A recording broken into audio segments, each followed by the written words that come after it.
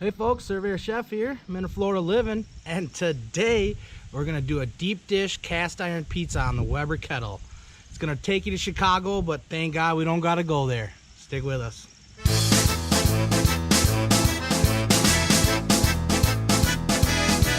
All right, here we go. Cast iron deep dish pizza. First things first, let's get this yeast fired up. So we'll take a teaspoon of brown sugar. And I got a cup and a quarter of warm water. Anywhere between 100 and 110 degrees will do good. Just stir in the sugar. The yeast likes the sugar, so that'll really get the yeast going here. Then I got a package of active dry yeast. I'll just cut that open. Then just sprinkle it on top.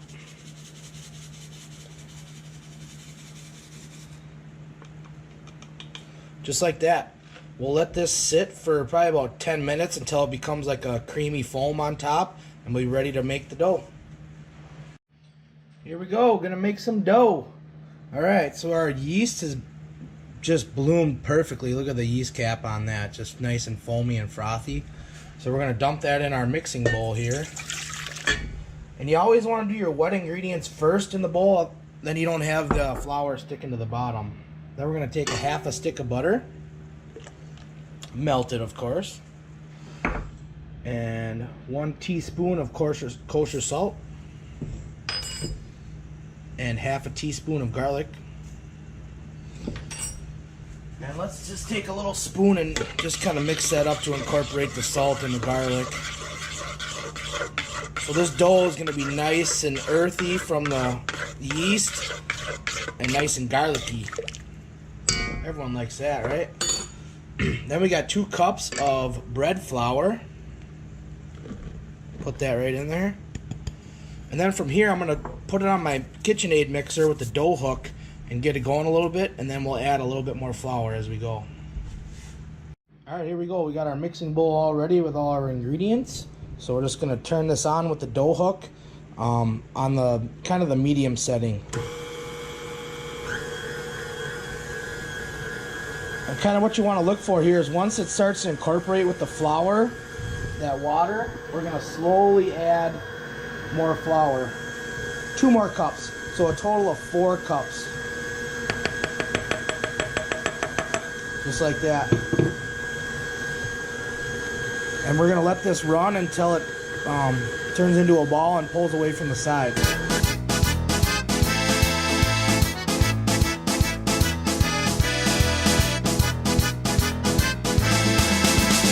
Alright, it's been about 2 minutes, and you can tell here the dough is kind of pulled away from the bowl and kind of become a nice little ball. That's exactly what we're looking for. We'll let it go a little bit longer here. You want it all nice and kneaded, and if you don't have a mixer, you can do this by hand, absolutely. That's a little bit more extra elbow grease, as they say. Alright, that's looking pretty good. It's kind of picked up all the flour on the bottom there and kind of made into a little ball here, pulled away from the sides. So we are going to shut her off and undo that. Just kind of pull it up here. I'll show you what we got. We got this nice big ball of dough right here. Beautiful. So I'm just going to grease up the bowl here and put the dough back in, and we'll let her rest for I don't know, I guess you can go overnight, but I prefer at least an hour. Today I'm going to do about 6-7 hours. Just let it sit out on the counter and it'll proof up real nice. Alright, so I just dumped in about a teaspoon of olive oil on top of the dough here, and I'm just going to kind of use the dough to kind of lubricate the sides of the bowl. The yeast in there is going to really make this pizza dough rise. So the olive oil is going to be kind of a lubricant and let it grow where it wants to go. I'm just going to cover this with some plastic wrap and a towel, let it sit out on the counter for about 6 hours, and we're going to be grilling it up. Alright, this is what I like to call the Easter step. The dough has risen. He has risen. Alright, it's been about 6 hours. I'm just going to pull this out. You can see it kind of rose about twice its size. I'm going to take our dough ball here and use about 2/3 of it. And this other little one, save for make a flatbread or a dessert pizza if you want. Alright, so we got our dough and our cast iron pan here. I'm just going to take a cold stick of butter and lube it up real good. Alright, we got our pan all greased up. I'm just going to put the dough right in there and just kind of use my hands to kind of squish it down and spread it out. Kind of want to make it even. And then as you get to the sides, just kind of just push it out to the sides, and when you get it up to the side, just kind of use your hands like that and kind of crimp it up. You kind of want to push it and work it, not pull it, because pulling it'll make it tear, and then you'll have a hole in your dough, and nobody likes holes in their dough, you know. Okay, let's get this pulled up. It kind of likes to shrink down since we greased up the sides, so I kind of like to go a little bit higher than the sides as much as you can. Make sure it's kind of an even consistency. Alright, just gonna take my fork here and poke some holes. That way some bubbles don't ruin our dough. Just kind of gives the air a place to go. Alright, we're gonna get our ingredients ready and assemble the za. Deep dish pizza, let's assemble. For protein, we got some Canadian bacon. If you want to learn how to make that, click on the link up in the corner there. And pepperoni.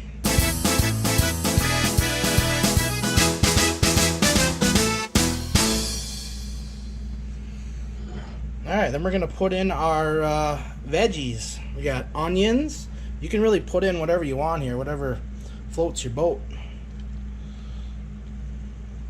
Nice bed of onions there. Some mushrooms. Fresh mushrooms too. Don't be buying that canned stuff. And we got some banana peppers from the garden I just picked and cut up.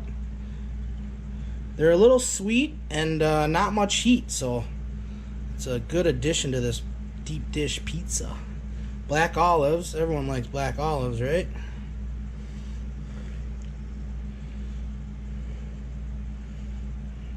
And then I'm just going to throw some fresh basil in there too, right from the garden. Summertime is the greatest time, man. Fresh veggies all the time is awesome. Alright. Now that we got that going, we're going to do our cheese. I got a pound of mozzarella cheese here that I'm just going to sprinkle on. If you can get your hands on some fresh mozz, that's definitely the way to go here.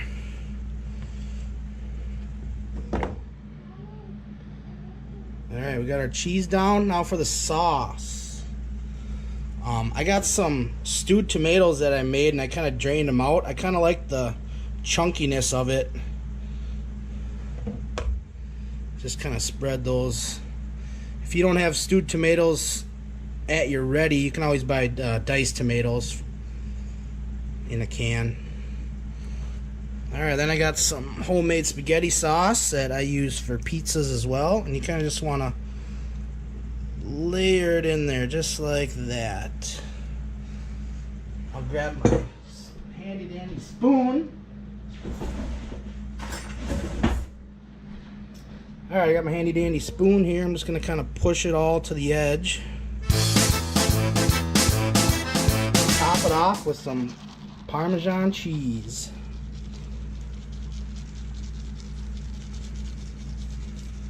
And to the grill we go. Alright, we got the kettle up to about 525 degrees. We're just going to throw this deep dish cast iron pizza on there. I'm just going to kind of, got the fire over here. I'm just going to cook it indirect for about 15 minutes and then I'll give it a spin and we'll check on her. Okay, it's been 15 minutes. We'll give the pizza a spin here and take a look at it. Oh yeah, cooking beautifully. Let's give her a little spinny spin. Check back in another 15 minutes. Alright, so it's been about another 25 minutes. 20 minutes, I guess. take a look at what we got. Oh man, look at that. Isn't that beautiful? Cast iron deep dish pizza on the grill. Alright, we're just going to pull her off, let her rest for about 10 minutes, and then we'll cut into her and give her a taste. Look at that. Alright folks, we did it. Cast iron deep dish pizza. Look at that. That nice thick crust on there and the tomato sauce and all those fillings in there. I just garnished with a little basil. Oh, it's beautiful. Give her a little taste here.